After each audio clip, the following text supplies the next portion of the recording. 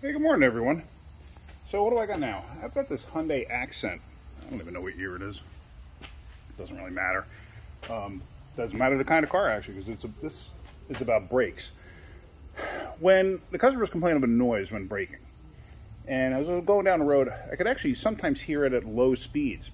You would almost, like with the rotation of a tire, you get like a rut, rut, rut, rut. However, when you hit the brakes, it was exaggerated. It was definitely worse. All right, so what's going on? And, it's hard to say. Like, a lot of times it could be a slightly warped rotor making the pads do this while you're hitting the brakes. I've seen that before.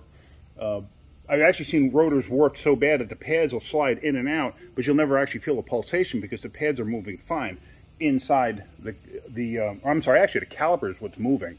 So the piston itself isn't going in and out. When you get a pulsation, it's usually either because the piston's going in and out, or the rotor, if it's warped and it actually becomes thicker in one spot than it does in other spots, or thinner in one spot compared to other spots.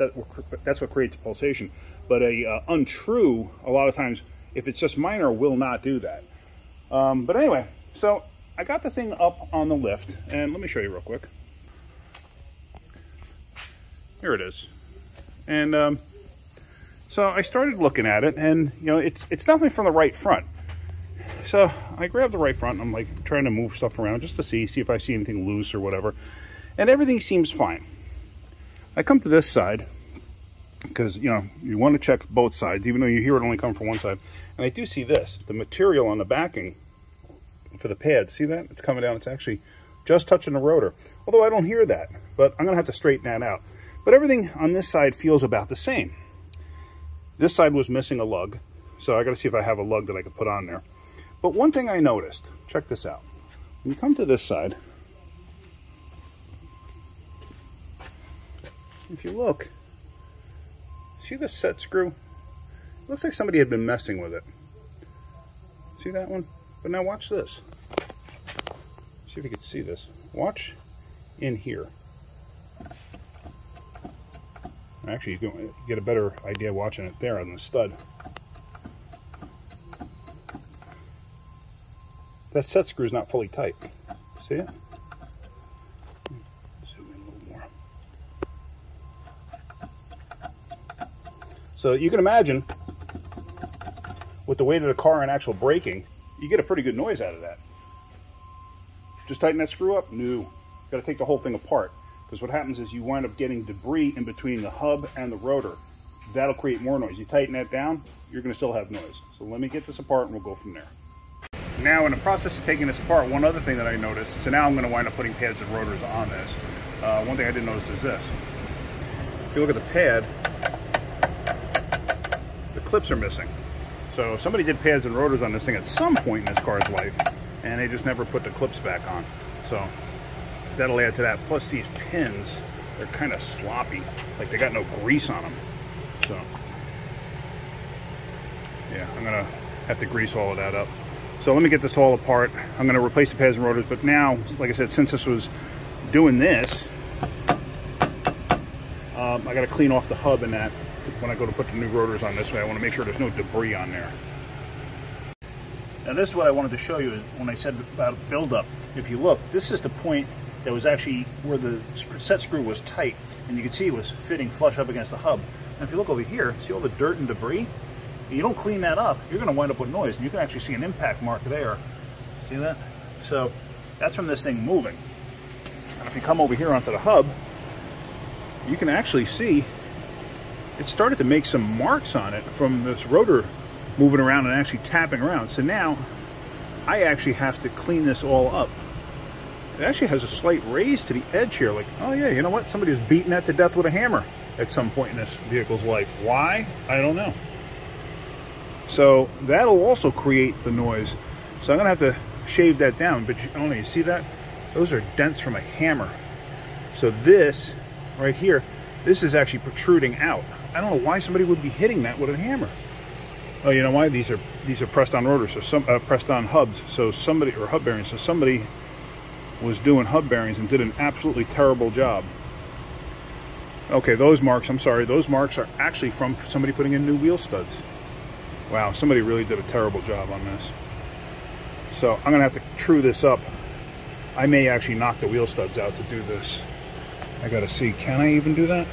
Sometimes you can, sometimes you can't. Let's see. I may just leave them alone, because then you got to get past this. Let me try one to see what happens. See if that'll actually work.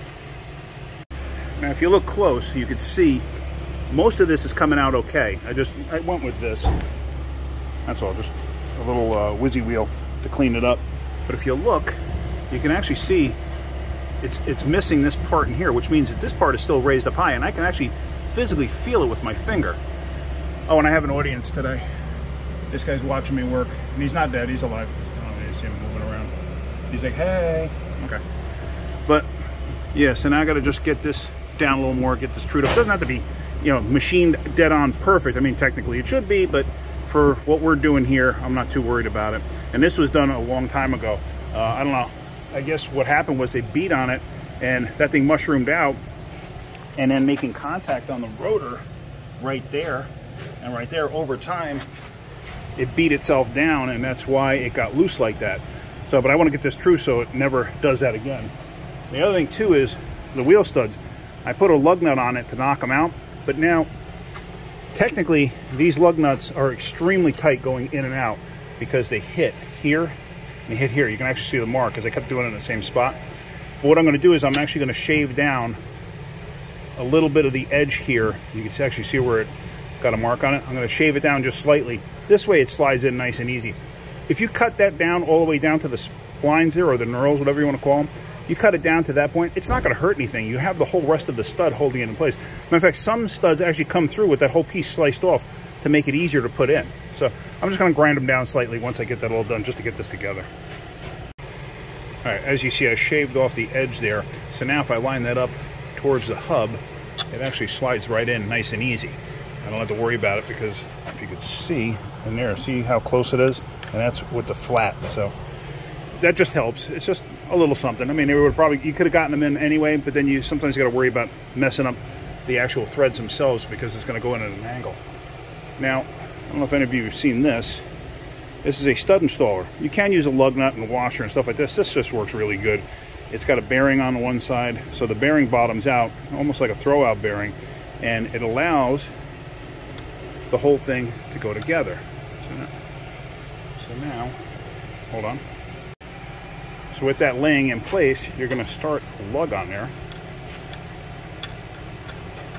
just like this. And when I drove out these things, I don't know if I mentioned it, I took this lug nut and I just put it over the end and I smacked it. I don't want to smack directly on these things to knock them out, because then you're going to obviously ruin the threads. There's no point in doing that. So now with that in place, you're just going to tighten it.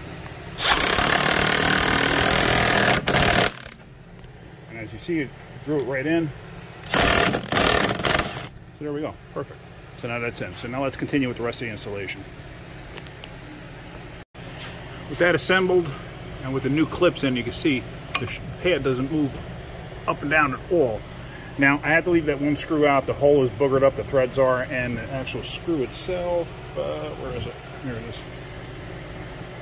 As you can see, it got kind of ruined. So this thing must have got pushed in and out.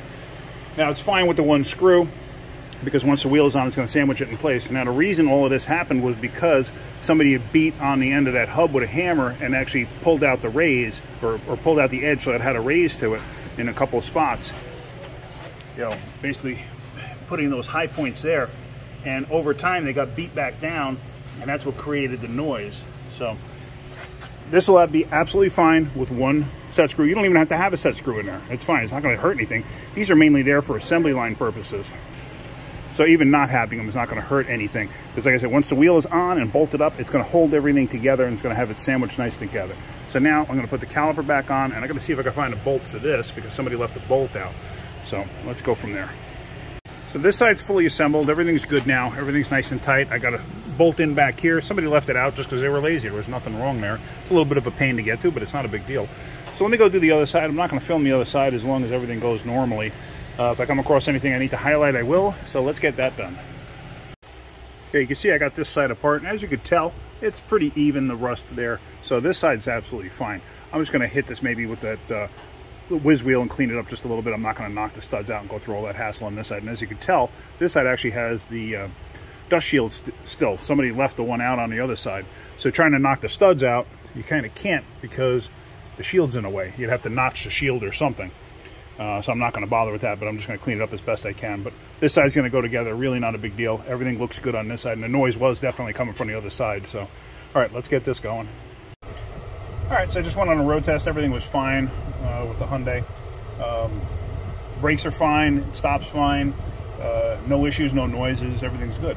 So that wheel stud installer, you can, I think that's a Lyle piece that you can get from pretty much any parts store.